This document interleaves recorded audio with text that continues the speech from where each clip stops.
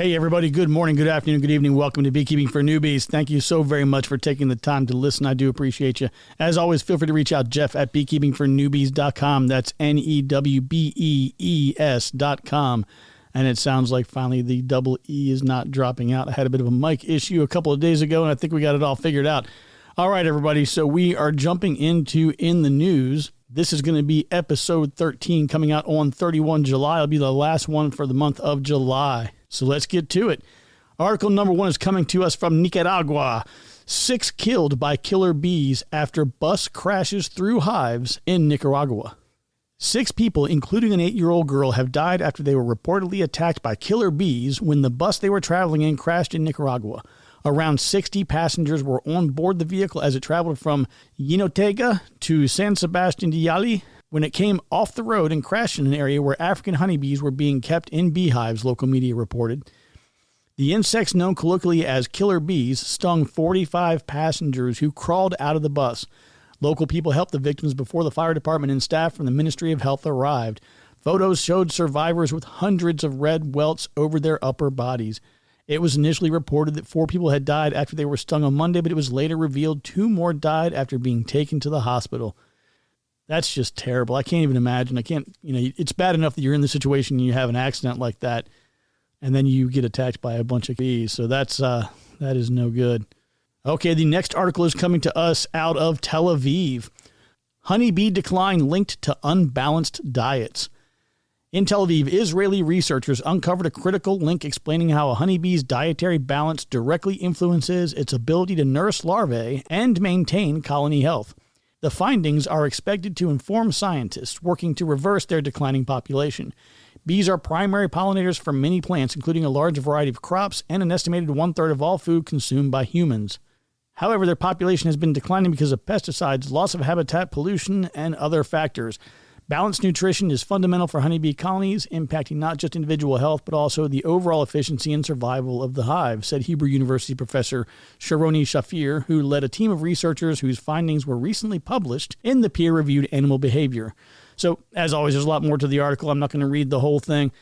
But, this is something that we kind of talk about actually fairly regularly around the nutrition of the bees. And the reason I wanted to kind of just take a little sidebar on this is we talk quite a bit about, hey, I think I'll just keep feeding sugar syrup, or I'll keep giving them something, some kind of a supplement to keep them raising brood and keep the colonies growing during times of dearth, or when you want to get them to draw out comb or do other things.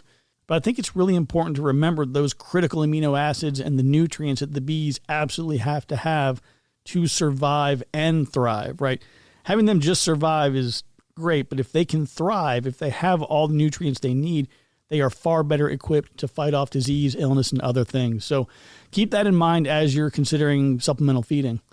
So this next one comes to us from the American Society of Microbiology. Now, this is a long article. It has charts, graphs, detailed research, lots of terminology. So if you're somebody who really geeks out at the underlying science behind anything bee-related, this article is definitely for you. Okay, now I know I'm going to botch the pronunciation on this one. The way that I read it is not the way that Google pronunciation says you should. But I thought it would be like microbiota, but no, it's microbiota. So there you go. Gut microbiota influences onset of foraging-related behavior, but not physiological hallmarks of division of labor in honeybees. Abstract. Gut microbes can impact cognition and behavior, but whether they regulate the division of labor in animal societies is unknown. We address this question using honeybees since they exhibit division of labor between nurses and foragers, and because their gut microbiota, can be manipulated. Using automated behavioral tracking and controlling for co-housing effects, we show that gut microbes influence the age at which bees start expressing foraging-like behaviors in the laboratory, but have no effects on the time spent in a foraging arena and number of foraging trips. Moreover, the gut stuff that I can't pronounce did not influence hallmarks of behavioral maturation such as body weight, cuticular hydrocarbon profile, hypopharyngeal gland size, gene expression, and the proportion of bees maturing into foragers. Overall, this study shows that the honeybee gut microbe... microbiota plays a role in controlling the onset of foraging-related behavior without permanent consequences on colony-level division of labor and several physiological hallmarks of behavioral maturation. I hope that wasn't too distracting with me being obnoxious because I can't pronounce some words. But this actually seems like it's a really, really cool article. I mean, they go into a lot of detail, and I think that is a very critically important thing to understand. As you learn to beekeep, a lot of the scientific stuff of it, in my opinion, it really doesn't matter for those first couple of years. You're sticking to the basics. You're trying to focus on fundamentals. It's just every day is like, just try to find a way to not kill my bees. But as you get better, as you start really getting into it and you start seeing different things and experiencing different things, I think it becomes more and more important to understand the science behind it. And when you understand that process and the amount of time that honeybees spend going from nurse bees through the different roles inside the hive, out to forager, and on to the afterlife, I think there's a tremendous amount of value in that. And I think it will help you make decisions as you're doing splits, as you're boosting colonies, as you're trying to rear queens, whatever it might be. All of these more kind of advanced things are going to have a much greater likelihood of success if you understand some of just the basic scientific elements behind it. So I think this article is going to be a great read. But honestly, if you want to see something really, really good, and we still haven't gotten Randy Oliver on, that's 100% my fault because he has made himself available. I just need to follow up with him. But he has a great video on YouTube, and it's talking about how to read brood frames and the placement of different things that you would see on a brood frame, what it means when there's more or less, or he talks about the communication between the nurse bees and the foragers. It's a really good, and it's only about an hour. Absolutely great. So definitely check that out. But like I said, this article is pretty impressive. I'm looking forward to reading it myself. All right, this next article is coming to us out of California. As most of us probably know right now, on the west coast of the U.S., I know it's going on in Canada as well. There's a lot of places right now that are dealing with wildfires. So this article says here, firefighters work to save cattle and honeybees from park fire. Cattle, bees, and other livestock were and are threatened by the park fire as it advanced into Tehama County from its starting point in North Chico. Ranchers in the park fire's path got some help from the California Department of Forestry and Fire Protection firefighters early Thursday morning when crews arrived to protect the livestock and equipment from the advancing fire. But it's been a rough 6 years for agribusiness owners in Butte and Tehama counties who fought to save their farms from two other major wildfires and numerous smaller fires.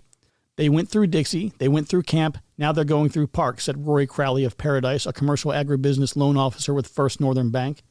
While the valley is smoky, the former almond grower said he isn't too worried about the park fire burning almond orchards and other valley farms along Highway 99.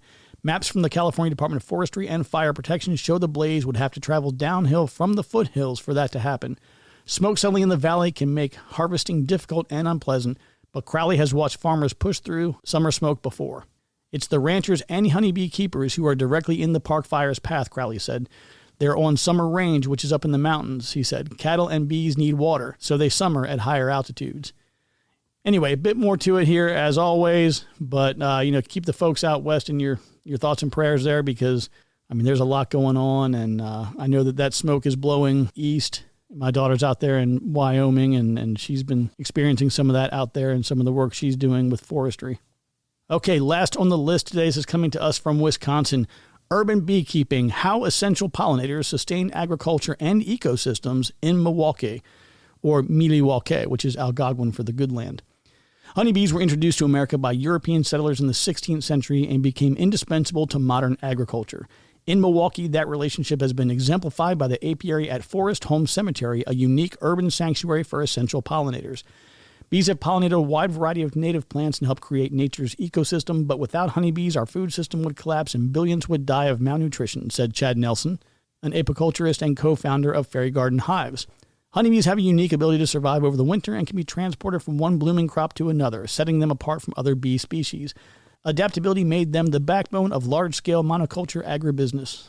However, the expansion of such practices significantly reduced floral diversity, making urban landscapes like Forest Home Cemetery some of the last refuges for both honeybees and native pollinators. Urban sanctuaries have become crucial for the supporting diverse bee populations amid the decline of rural floral habitats. So as always, there's more for you to read there. I'm not going to read the whole thing for you, but I think it's a cool article. I always love hearing about urban beekeeping because it's one area that I know very little. And I've had the chance to talk to some really cool, neat people across the primarily the Midwest, really, who are doing it and having fun with it and have shared a lot of good experiences and stories. So, folks, that is all that I have got for you today. I hope you have a great weekend. I am going to be a little bit tied up for the next couple of days. You may not hear a lot from me, but you all know how to get a hold of me whenever you need me. Outside of that, take care, be kind to one another, and remember, I love you, and there's nothing you can do about it. We'll talk to you soon.